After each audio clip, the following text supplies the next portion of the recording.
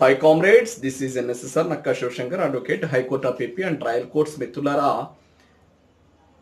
ఈరోజు మనం కొన్ని బేసిక్ పాయింట్స్ ఆఫ్ ఎఫ్ఐఆర్ గురించి తెలుసుకుందాం. మిత్రులారా, FIR means first information report. అంటే ఈ ఫస్ట్ ఇన్ఫర్మేషన్ రిపోర్ట్ అంటే దీని ప్రకారం మనం ఏం చేస్తామంటే, if it is a cognizable offence అయితే కనుక మనం పోలీస్ స్టేషన్కి వెళ్ళి పోలీస్ స్టేషన్లో రిపోర్ట్ చేయడం జరుగుతుంది, వారు ఎఫ్ఐఆర్ ఇష్యూ చేయడం జరుగుతుంది. If it is a cognizable offence అయితే మాత్రమే డైరెక్ట్గా వారికి ఎఫ్ఐఆర్ రిజిస్టర్ చేసేటటువంటి అధికారం ఉంది. నాన్ కాగ్నిజబుల్ అఫెన్స్ అయితే కనుక ఎవరైతే ఇన్ఫార్మెంట్ ఉంటారో వారు వెళ్ళి ప్రైవేట్ కంప్లైంట్ చేసుకోవాల్సిన పరిస్థితి అనేది ఉంటుంది. ఒకవేళ ఫస్ట్ ఇన్ఫర్మేషన్ రిపోర్ట్ అని కాగ్నిజబుల్ అఫెన్స్ అనుకుని పోలీసు వారు ఎఫ్ఐఆర్ ఇష్యూ చేసినప్పటికీ ఆ ఇన్వెస్టిగేషన్ లో భాగంగా అది నాన్ కాగ్నిజబుల్ అఫెన్స్ అని తేలితే కనుక అది నాన్ కాగ్నిజబుల్ అఫెన్స్ అని చెప్పేసి రిఫర్ చేయడం జరుగుతుంది. ఒకవేళ నాన్ కాగ్నిజబుల్ అఫెన్స్ లో కూడా ఎఫ్ఐఆర్ ఇష్యూ చేయాలంటే ఖచ్చితంగా వారు మేజిస్ట్రేట్ వారి అనుమతి తీసుకోవాల్సి ఉంటుంది, పోలీసు వారు. ఇది మనకు తెలుసు.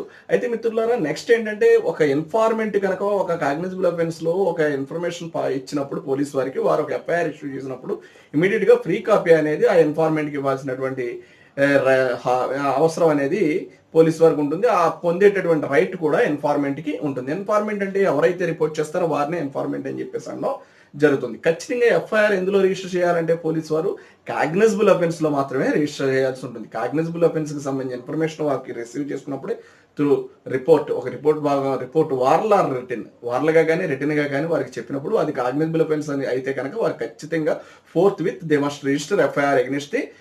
సో ఏదైతే రిపోర్ట్ ఇచ్చారో దానికి సంబంధించి ఎవరైతే ఎక్యూజ్డ్ ఉంటారో లేకపోతే సస్పెక్టెడ్ ఉంటారో వారి మీద ఎఫ్ఐఆర్ ఇష్యూ చేయాల్సిన అవసరం ఉంటుంది. అయితే ఎఫ్ఐఆర్ దేనికోసం వాడతారు?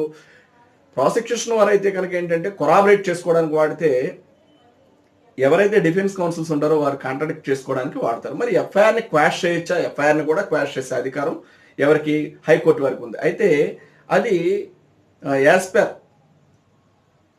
బిఎన్ఎస్ఎస్ ప్రకారం చేసుకోవచ్చు. అదేవిధంగా యాజ్ పర్ కాన్స్టిట్యూషన్ 226 ఆర్టికల్ ప్రకారం కూడా మనం ఎఫ్ఐఆర్ని క్వాష్ చేసుకునే రైట్ ఉంది మనకి.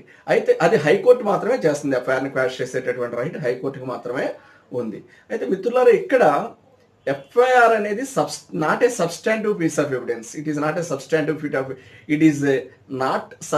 Piece of evidence, but it is used to corroborate the case. అంటే వారు ప్రాసిక్యూషన్ వారు అయితే వారి యొక్క ప్రాసిక్యూషన్ కేసును కొరాబరేట్ చేసుకోవడానికి వాడితే, మనం కాంట్రాడిక్ట్ ఎవరైతే డిఫెన్స్ కౌన్సిల్ ఉంటారో వారు కాంట్రాడిక్ట్ చేయడానికి ఆ ఎఫ్ఐఆర్ని యూటిలైజ్ చేసుకోవడం అనేది జరుగుతుంది. ఎప్పుడైతే ఎఫ్ఐఆర్ అనేది పోలీస్ వారు లాంచ్ చేశారో ఇమీడియట్ గా వారి ఇన్వెస్టిగేషన్ అనేది యొక్క క్రిమినల్ లా అనేది మోషన్లోకి రావడం జరుగుతుంది, ఆపరేషన్లోకి రావడం జరుగుతుంది, వారు ఇన్వెస్టిగేషన్ స్టార్ట్ చేయడం జరుగుతుంది.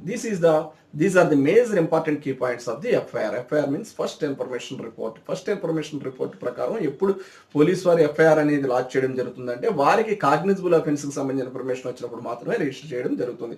ఒకవేళ నాన్ కాగ్నిజబుల్ అఫెన్స్ అయితే ఇది నాన్ కాగ్నిజబుల్ అఫెన్స్ అని వారు మీరు ప్రైవేట్ కంప్లైంట్ వేసుకోండి అని చెప్పి రిఫర్ చేయడం జరుగుతుంది. లేదు వారి అక్నాలజ్మెంట్ ద్వారా ఇది నాన్ కాగ్నిజబుల్ అఫెన్స్ అని చెప్పడం జరుగుతుంది. లేదు వారు ఎఫ్ఐఆర్ రిజిస్టర్ చేయాలంటే కనుక ఖచ్చితంగా వారు మేజిస్ట్రేట్ వారు అనుమతి తీసుకోవాల్సి, కోర్టు అనుమతి తీసుకుని మాత్రమే ఎఫ్ఐఆర్ నాన్ కాగ్నిజబుల్ అఫెన్స్ లో చేయాల్సిన అవసరం అనేది ఉంటుంది. అదేవిధంగా ఈ ఎఫ్ఐఆర్ అనేది ప్రాసిక్యూషన్ వారు కొరాబరేట్ చేసుకోవడానికి వాడితే వారి యొక్క ప్రాసిక్యూషన్ కేసుని ఎవరైతే ఉంటారో డిఫెన్స్ కౌన్సిల్స్ అక్యూజ్డ్ తరఫున వారు కాంట్రాడిక్ట్ చేయడానికి, ప్రాసిక్యూషన్ కేసును కాంట్రాడిక్ట్ చేయడానికి యూటిలైజ్ చేసుకోవడం జరుగుతుంది. ఎవరైతే ఇన్ఫార్మెంట్ ఉంటారో, కేసు ఎవరైతే రిపోర్ట్ ఇస్తారో పోలీస్ వారికి, ఆ ఎఫ్ఐఆర్ లాంచ్ అయిన మరుక్షణం వారికి ఇన్ఫార్మెంట్కి ఒక ఫ్రీ కాపీ ఇవ్వాల్సిన అవసరం పోలీస్ వారిపై ఉంటుంది. వారి యొక్క సిగ్నేచర్ కూడా తీసుకోవాల్సి ఉంటుంది ఎఫ్ఐఆర్ మీద. వారికి ఫ్రీ కాపీ సప్లై చేయాల్సిన అవసరం కూడా ఉంటుంది. ఫోర్త్ విత్ మేజిస్ట్రేట్ వారికి, కన్సర్న్ ఆఫీసర్స్కి, కన్సర్న్ కోర్ట్స్కి వారు పంపాల్సిన అవసరం ఉంటుంది ఈ ఎఫ్ఐఆర్ని పోలీస్ వారు. These are the basic points of the FIR. మిత్రులారా, this is NSSR. If you have any problem, please contact 9885590959. Advocate Nakka Shivshankar, High Court of AP and Trial Courts.